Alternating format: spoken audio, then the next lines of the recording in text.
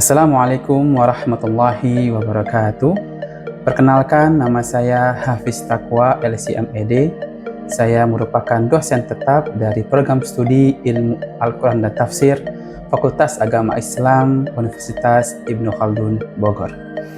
Pada kesempatan kali ini, saya akan membuat video pembelajaran untuk melengkapi salah satu persyaratan dalam pengajuan sertifikasi dosen tahun 2026, yaitu pernyataan diri dosen dalam unjuk kerja Tridharma Perguruan Tinggi atau disingkat dengan PD, PDD, UKTPT. Mata kuliah yang diambil sebagai contoh dari proses pembelajaran adalah mata kuliah Sejarah Al-Quran. Mata kuliah ini berbobot 2 SKS dan diajarkan kepada mahasiswa semester 3. Mata kuliah Sejarah Al-Quran membahas sejarah Al-Quran sejak proses pewahyuan kepada Nabi Muhammad SAW hingga penulisan, penghimpunan, dan kodifikasi mushaf pada masa Rasulullah SAW, Abu Bakar, Umar, Utsman, dan masa setelahnya. Selain itu, mata kuliah ini mengkaji klasifikasi surah Al-Quran, Makki dan Madani, I'jaz Al-Quran, ilmu qiraat, tafsir, takwil, terjemah Al-Quran, serta sejarah perkembangan tafsir. Melalui mata kuliah ini, mahasiswa diharapkan mampu memahami sejarah perkembangan Al-Quran secara komprehensif, serta menjelaskan berbagai konsep dasar dalam kajian sejarah Al-Quran sebagai bagian dari disiplin ilmu Al-Quran dan tafsir. Adapun capaian-capaian pembelajaran program studi yaitu yang pertama, menunjukkan akhlak Islami, etika akademik, tanggung jawab sosial, dan nilai moderasi beragama dalam konteks global dan multikultural. Yang kedua, berkomitmen terhadap integritas ilmiah dan profesionalisme dalam pemanfaatan ilmu Al-Quran dan tafsir. Yang ketiga, menguasai berbagai konsep penting dalam ilmu Al-Quran dan tafsir serta literasi bahasa Arab akademik. Dan yang terakhir, mampu melakukan analisis linguistik dan memahami teks Arab klasik maupun kontemporer. Terkait CPMK, yang diharapkan dari mata kuliah ini adalah yang pertama, menunjukkan sikap ilmiah, akhlak Islami, integritas akademik, dan tanggung jawab dalam mengkaji sejarah Al-Quran berdasarkan sumber-sumber yang otoritatif.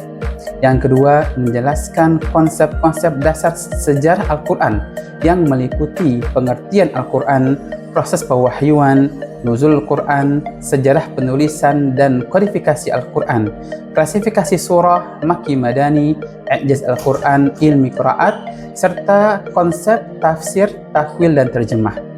Yang ketiga, menganalisis perkembangan sejarah penulisan, penghimpunan, kodifikasi, serta perkembangan tafsir Al-Quran berdasarkan literatur klasik dan kontemporer secara kritis, sistematis, dan argumentatif. Yang keempat, menganalisis literatur bahasa Arab yang berkaitan dengan sejarah Al-Quran untuk menjelaskan perkembangan ilmu-ilmu Al-Quran dan menjaga autentisitas Al-Quran secara ilmiah. Adapun metode pembelajaran yang digunakan dalam proses pembelajaran terdiri dari kuliah interaktif, discovery learning, student-centered learning, dan diskusi kelompok. Kemudian, aspek penilaian dalam mata kuliah ini terdiri dari 4 komponen, yaitu kehadiran, tugas, UTS, dan UAS. Yang masing-masing kehadiran terdiri dari 15%, tugas 20%, UTS 25%, dan UAS 40%. Berikut adalah cuplikan dari proses pembelajaran yang dilakukan di dalam kelas. Selamat menyaksikan. Assalamualaikum warahmatullahi wabarakatuh. Waalaikumsalam warahmatullahi wabarakatuh. Alhamdulillah, wassalatu wassalamu ala rasulillah wa ala alihi wa ashabihi wa mawala amma ba'd. Allahumma alimna ma yanfa'una wanfa'na bima 'allamtana wa zidna ilma. Rabbana zidna ilman warzuqna fahman. Amin rabbal alamin. Teman-teman, mari kita buka kelas kita dengan bacaan basmalah dan al-Fatihah. Bismillahirrahmanirrahim. Alhamdulillahirabbil alamin. Arrahmanirrahim. مالك يوم الدين إياك نعبد وإياك نستعين اهدنا الصراط المستقيم صراط الذين أنعمت عليهم غير المغضوب عليهم ولا الضالين. Oke, baik. Bagaimana kabarnya teman-teman semua? Alhamdulillah ya. Oke, jadi insya Allah kita kembali lagi di mata kuliah Sejarah Al-Quran. Ya, tapi kita akan membahas tentang pewahyuan. Ya, pewahyuan. Ya, jadi wahyu itu teman-teman dianggap sebagai proses komunikasi ya antara Tuhan dengan hambanya ya, melalui metode dan kode rahasia ya, yang dimana di dalamnya Tuhan memberikan ajaran dan petunjuk bagi bangsa manusia karena Dia membawakan wahyu ya, membawakan berita ya, wahyu dari Allah Subhanahu wa taala. Bagi umat Islam, Al-Qur'an adalah wahyu terakhir yang diturunkan kepada manusia. Sebagai wahyu, Al-Qur'an adalah murni kalamullah. Ya. Dan posisi Nabi Muhammad itu hanya sebagai penerima saja, sebagai receiver. Ya, jadi wahyu itu memang ya kalamullah, kalam dari Allah Subhanahu wa taala. Ya, yang turun ya melalui malaikat Jibril kemudian diturunkan lagi kepada Nabi kita Muhammad sallallahu alaihi wasallam. Ya. Karena hakikatnya Al-Qur'an itu adalah azali. Ya. Sudah ada bahkan sebelum alam semesta ini diciptakan. Ya, karena memang Al-Qur'an adalah kalamullah. Ya. Kemudian kita masuk ke dalam pengertian wahyu. Ya, apa itu sebenarnya wahyu? Ya. Wahyu diambil dari kata wahayahi wahyan. Ya. Ialah pemberitahuan secara tersembunyi yang cepat dan khusus ditujukan kepada orang yang diberitahu tanpa diketahui oleh orang lain. Ya, jadi kalau orang dapat wahyu, yang tahu ya orang itu saja. Ya, orang lain nggak tahu kalau dia itu mendapat wahyu. Ya. Secara terminologis atau secara istilah, wahyu adalah pengetahuan yang didapat seseorang di dalam dirinya serta diyakininya bahwa pengetahuan itu datang dari Allah, baik dengan perantaraan dengan suara atau tanpa suara maupun tanpa perantara. Ya. Jadi kita tahu ya bahwasannya wahyu itu bisa disampaikan melalui perantara ataupun tanpa perantara. Ya, nanti kita akan sampaikan ya bagaimana Allah menyampaikan wahyu tanpa perantara. Okay. Sedangkan wahyu Allah kepada para nabinya mereka definisikan sebagai kalamullah yang diturunkan kepada seorang nabi. Ya. Di dalam Al-Quran sendiri itu terdapat ada sebanyak 77 kata wahyu, teman-teman. Jadi banyak. Cuma maknanya berbeda. Ya. Contohnya nih, wahyu yang pertama. Ya. Dalam artian insting. Ya, jadi wahyu ya dalam artian ilham, tapi maksudnya adalah insting. Seperti dalam surah An-Nahl ayat 68. Ya. Wa auha rabbuka ilan nahli an ittakhidhi minal jibali buyuta wa minasy syajari wa mimma ya'rishun. Kita di sini ya. Wa auha rabbuka. Pakai kata wahyu di sini. Tapi maksudnya adalah dan Tuhanmu mengilhamkan kepada lebah. Ya. Untuk apa? Membuat sarang di gunung-gunung, di pohon-pohon kayu dan di tempat-tempat yang dibuat manusia. Ya, jadi ini maksudnya bukan wahyu yang seperti didapatkan oleh Nabi Muhammad, tidak. Ya, tapi Allah memberikan insting kepada lebah, kepada hewan. Ya. Kemudian wahyu dengan artian perintah. Ya, seperti dalam firman Allah dalam surah Al-Maidah ayat 111. Wa iz auhaitu ilal hawariyin. Nah, syuf, ada wa iz auhaitu ilal hawariyin an aminu bi wa bi rasuli. Ya, dan ingatlah ketika aku ilhamkan kepada pengikut-pengikut Isa yang setia. Jadi kalau diartikan sebenarnya ya di dalam artian itu wahyu itu kita terjemahkan dengan kata ilham. Ya. Jadi dan aku ilhamkan kepada pengikut-pengikut Isa yang setia, berimanlah kamu kepadaku dan kepada Rasulku. Jadi ada perintah di situ, berimanlah. Ya. Kemudian di surah yang lain, ya, auhayna ila ummi Musa an ardihi. Oke. Dan kami ilhamkan kepada ibu Musa, susuilah dia. Nah, di sini ada perintah teman-teman. Auhayna ila ummi Musa. Ada perintah di situ. Apa? An ardihi, susuilah dia. Dia itu siapa teman-teman? Kepada Nabi Musa, ya. Fa iza khifti alaihi fa'alqihi fil yammi. Jika kamu khawatir terhadapnya, maka jatuhkanlah ia ke sungai. Ya. Wala takhafi wala tahzani. Janganlah engkau khawatir, janganlah engkau juga bersedih, ya. Jadi di sini, ya. Ya. Jadi salah satu manusia yang bukan nabi tapi dapat wahyu dari Allah adalah ibunya Musa. Ibu Musa kan bukan nabi, ya, tapi dapat wahyu.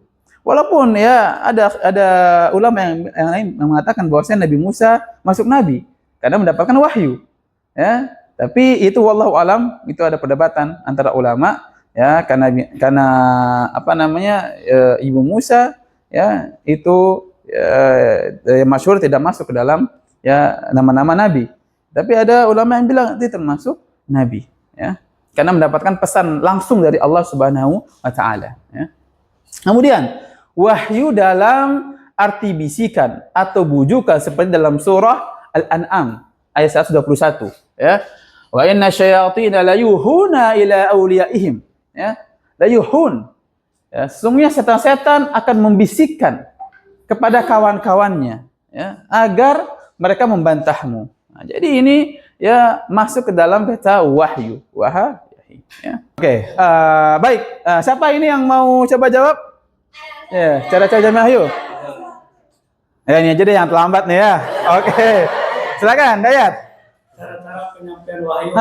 Pewahyuan memperdengarkan suara dari tabir atau dan hijab. Perantara malaikat. Berarti ada berapa itu? Ada 3. Wih, Masya Allah ya. Tepuk tangan ya. Oke. Ya, berarti benar ya kata Hidayat, kita lihat sendiri ya. Jadi ada melewati pewahyuan, teman-teman. Ya. Kemudian memperdengarkan suara dari tabir atau hijab, ya, dan melalui perantara malaikat. Ya. Apa dalilnya? Nih, surah Asy-Syura. Bukan Asy-Syu'ara, tapi Asy-Syura ayat 21. Allah berfirman, "Wa ma kana li basyarin an yukallimahullahu illa wahyan aw min wara'i hijab aw yursila rasulan, ya, fayuhiya bi iznihi ma yasha innahu aliyyun hakim." Ya, kita lihat sini ya. Dan tidaklah patut bagi seorang manusia bahwa Allah akan berbicara kepadanya kecuali dengan perantaraan wahyu, ya, illa wahyan. Oke? Au min wara'i hijab, atau dari belakang tabir, ya. Au yursila rasulan, ya, atau dengan mengutus utusan malaikat, ya, yang diwahyukan kepadanya, ya, dengan izinnya apa yang dia kehendaki. Sungguh Allah Maha Tinggi dan Maha Bijaksana, ya. Jadi kita lihat ada 3 cara. 3 cara bagaimana Allah Subhanahu wa taala itu menyampaikan wahyunya. Yang pertama dengan cara pewahyuan, ya. Yang kedua lewat tabir atau hijab. Yang ketiga apa, teman-teman? Perantara malaikat. Ya, lagi. Nah, kita lihat pewahyuan, ya. Jadi maksudnya adalah, ya, wahyu itu secara bahasa artinya isyarat yang cepat, ya, isyarat yang cepat itu wahyu. Ya, dalam hal ini wahyu adalah suatu kebenaran yang disampaikan ke dalam qalbu atau jiwa seseorang tanpa terlebih dahulu timbul pemikiran atau mukaddimah dan kebenaran itu menjadi terang bagi yang bersangkutan. Jadi maksudnya nggak bisa kita tiba-tiba minta, ya Allah saya mau wahyu, tolong turunkan. Nggak bisa. Karena wahyu itu tiba-tiba turun teman-teman. Ya, wahyu tiba-tiba turun, nggak bisa ya. Nabi minta tidak ya. Nah, jadi Nabi itu menunggu, hanya menunggu. Kan pernah waktu itu Nabi itu gelisah, kok nih wahyu nggak turun-turun. Ya, sehingga para pembuka Quraisy, kafir Quraisy bilang, kamu ditinggalkan oleh Tuhanmu, gitu ya. Pernah suatu saat karena jarak ya antara wahyu yang pertama dengan wahyu yang selanjutnya itu ya agak lumayan lama. Oke. Dan wahyu ya tidak sama dengan ilham, ya. Dan juga bukan artinya wangsit, tidak ya. Nah, kan banyak orang ngira, saya dapat wangsit nih ketika bertapa, meditasi gitu ya. Enggak, beda teman-teman. Ya. Nah, kalau wahyu itu sudah jelas tidak ada keraguan di dalamnya. Ya. Sesudah menerima wahyu, para nabi mempunyai kepercayaan yang penuh bahwa yang diterimanya berasal dari Allah Subhanahu wa taala. Ya. Contoh wahyu yang serupa adalah wahyu yang diterima Nabi Ibrahim, ya, mengenai masalah penyembelihan putranya, ya, dan ya wahyu yang diberikan kepada Ibu Musa ya, agar menyusui putranya. Jadi ini disebut dengan wahyu, ya. Wahyu yang masuk lewat ru'yah as-salihah, lewat mimpi yang benar. Nah, tapi disebut dengan wahyu teman-teman. Jadi bukan bunga tidur, ya. Dan juga ya yang wahyu lewat mimpi itu ketika Nabi Musa ya pernah mimpi melihat ada bintang-bintang, ya, bulan, matahari yang sujud kepadanya, ya, itu termasuk ru'yah shadiqah, ya. Kemudian yang kedua, ya, memperdengarkan suara dari tabir atau hijab, ya. Wahyu yang kedua adalah kalamullah yang disampaikan kepada seorang nabi dari belakang hijab atau tabir. Ya, maksudnya adalah nabi ini, ya, manusia ini tidak bisa melihat langsung, tapi hanya mendengar suara. Ya. Ada hijabnya, matanya terhijab teman-teman. Ya. Seperti yang dialami oleh Nabi Musa ketika menerima pengangkatan kenabiannya. Ya, dan juga ya saat Rasulullah SAW itu Isra Mi'raj. Ya. Sampai ke Sidratul Muntaha, ya, itu malaikat Jibril nggak ikut tuh. Ya, nggak ikut, hanya Nabi dan Allah Subhanahu wa taala ya yang berkomunikasi. Tapi Nabi pun nggak bisa melihat ya wajah Allah. Disitulah ya momen di mana diturunkannya perintah salat, Masya Allah. Ya, pintar semua kalian. Oke, selanjutnya ya, terakhir perantara malaikat, ya. Pewahyuan yang ketiga ini ya lewat perantara malaikat, ya. Yang kita kenal dengan malaikat siapa? Ya, malaikat Jibril, ya. Yang dimana malaikat Jibril itu ya mempunyai nama lain. Ya, yang pertama Ruhul Qudus atau Ruhul Amin, ya. Pemberian wahyu dengan cara ini terbatas bagi para rasul. Ya.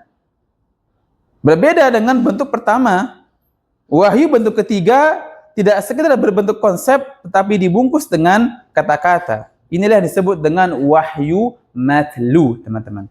Karena melalui perantara malaikat Jibril. Kemudian selanjutnya ya, metode Jibril ya dalam ya, mengajarkan Al-Qur'an kepada Nabi Muhammad, ya.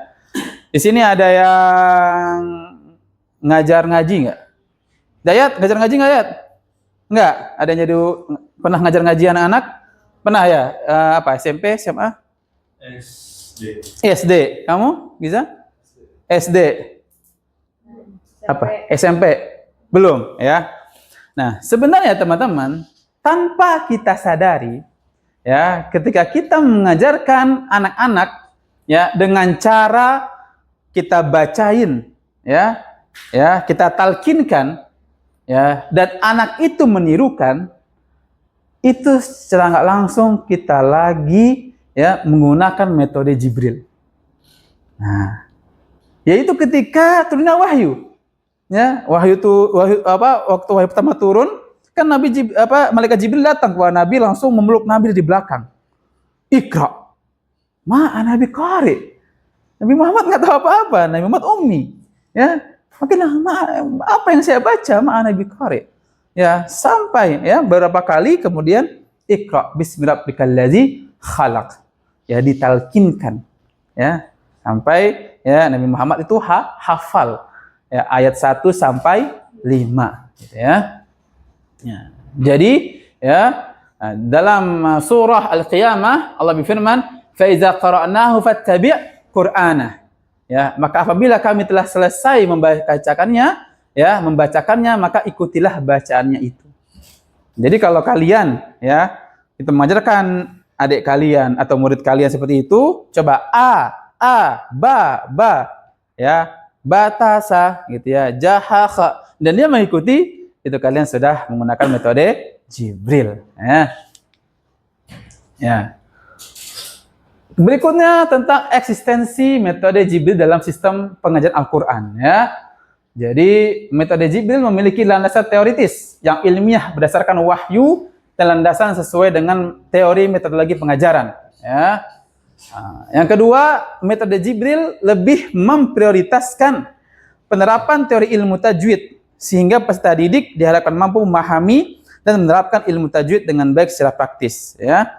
Yang ketiga, metode Jibril itu bisa diterapkan ke semua kalangan, baik kepada anak-anak ya, kepada orang remaja maupun kepada lansia. Apa lansia singkatannya? Lanjut usia. Ya. Baik ya, alhamdulillah. Tapi sebelum kita tutup, saya mau tahu nih ya, ada pertanyaan nggak dari kalian? Oke, silakan. Jadi kita kan sering mendengar ya Ustaz istilah apa tuh kitab samawi seperti itu. Nah, apakah Al-Quran itu termasuk ke dalam bagian daripada kitab samawi? Kemudian apa bedanya dengan istilah suhuf? Nah, apakah suhuf itu termasuk bagian dari kitab samawi atau bagian terpisah dari kitab samawi? Oke, mumtaz ya. Tentu ya teman-teman semua pasti pernah mendengar istilah kitab samawi ya. Jadi kitab itu kitab, kita tahu ya, buku. Samawi diambil dari kata as-sama. Ya. Apa itu as-sama? Langit. Jadi ya kitab samawi adalah kitab yang turun dari langit. Ya, maka Al-Qur'an pun termasuk ke dalamnya, ya. Oke. Kitab apa saja yang dari langit selain Al-Qur'an? Oke, Zabur terus? Ya, Injil, Taurat sama Al-Qur'an, ya. Nah, kemudian apakah suhuf termasuk? Ya, suhuf termasuk ya kitab samawi, tapi bedanya suhuf itu hanya berisi lembaran-lembaran saja. Ya, berisi lembaran-lembaran. Jadi tidak kitab utuh ya. Dan bedanya teman-teman, hanya Al-Qur'an saja yang turun itu step by step. Ya, kalau Zabur langsung sekali turun. Ya, jumlatan wahidah. Kalau Al-Qur'an munajjaman, ya, bitadarruj, step by step. Zabur langsung turun. Ya, Taurat langsung turun. Injil langsung turun. Suhuf begitu juga suhuf. Ya.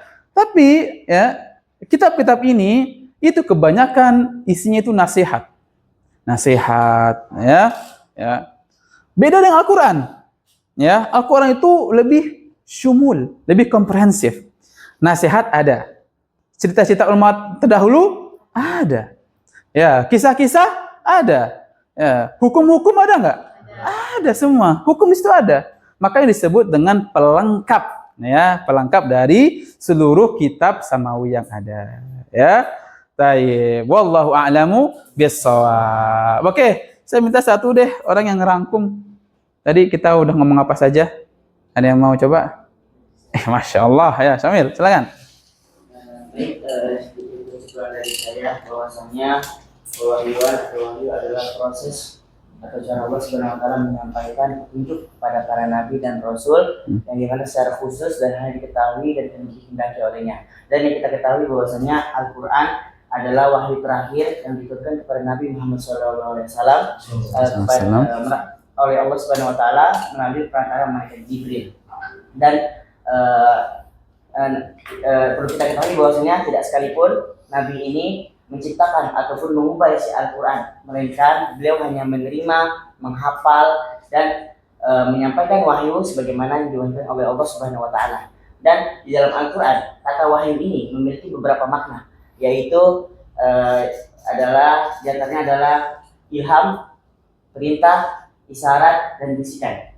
Dan dari hal tersebut, cara Allah menyampaikan wahyu juga ada 3 cara, yaitu adalah pertama langsung ke dalam hati, dan yang kedua di balik tabir ataupun hijab, dan yang ketiga ini yaitu melalui perantara malaikat Jibril alaihissalam. Dan yang kita ketahui bahwasanya Al-Quran itu adalah seluruhnya adalah diturunkan melalui perantara malaikat Jibril. Dan terakhir bahwasanya metode-metode pengajaran malaikat Jibril alaihissalam kepada Nabi itu diantaranya adalah talqin dan taklid. Talqin itu adalah seperti simpelnya kita bilang bahwasanya talqin berarti guru membacakan, dan taklid itu murid menirukan. Dan metode ini ada sampai saat ini itu menjadi metode dasar atau metode yang bagus dalam mempelajari Al-Quran hingga saat ini. Oke, Masya Allah, tepuk tangan semua ya. Oke, Alhamdulillah ya. Dengan kesimpulan yang sudah disampaikan oleh Syamil, maka berakhir pula ya, mata kuliah kita. Ya, semoga ilmu yang disampaikan itu bermanfaat bagi kita semua, dan semoga kita mendapatkan keberkahan dari Allah Subhanahu Wa Taala.